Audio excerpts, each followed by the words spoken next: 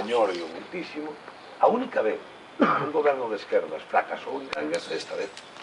Co cual, eu creo que antes de nada, todos, nós incluídos, tenemos que sentarnos a analizar cales foron as causas deste fracaso. Todo, desde abaixo. Desde o carácter de unha hasta o non sei que de outro, hasta o trato de outro.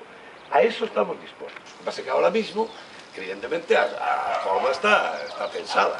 Moi pensada. Esperemos os resultados do 22, pois nós non vai haber ningún problema en sentarnos, nós poñeremos o que nós non podemos facer e entenderálo perfectamente, e volver a facer o mismo, firmamos un pacto, sentamos, se non é a Clara Villán, é a Trotero, o que sea, sentámoslo no sofá e ao día seguinte nos di fuera. Tenemos que buscar as... Ahora mismo, desde o noso punto de vista, Mariano dixo moi claro, pasa porque non partidos, falamos de personas, de talantes personais, pasa porque ningún nin outra estén nese goberno.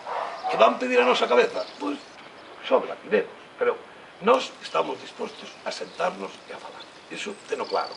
Outra cousa é, logo, o que cada un poña encima da mesa.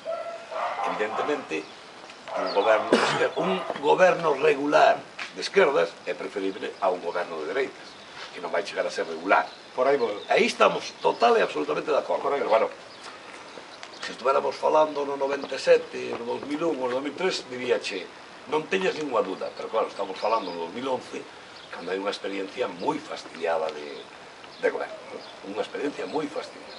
Entonces, hai moitas cousas que tú di. Ahora, ti ten clarísimo unha cousa, por nós, por ACE, Sotelo non vai ser alcalde de Cangas.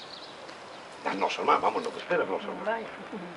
Outra película é que se poida chegar a un acordo e outra película é, que tamén xo digo, que non é o mismo, que Sotelo, hipotéticamente, que Sotelo goberne con maioría absoluta, a que Sotelo goberne minoría, que hai que aprobar presupostos, hai moitas cousas que se poden controlar. Outra cousa é como foi estes 8 anos que gobernou con maioría absoluta e fixo unha finca particular do seu tempo. E rodillazo pa aquí e rodillazo pa lá. Iso, si non saca a maioría absoluta, que está nas nosas mans, evidentemente, cada un temos un voto, tanto vos como eu, como Mariano, si non saca a maioría absoluta, non vai ser o mismo. Outra cousa é, se a saca, pois mira, faremos honradamente a oposición, que podamos facer, controlándolo, denunciando as calicadas, que vamos, etc. O que está claro, me vades a permitir unha chulería.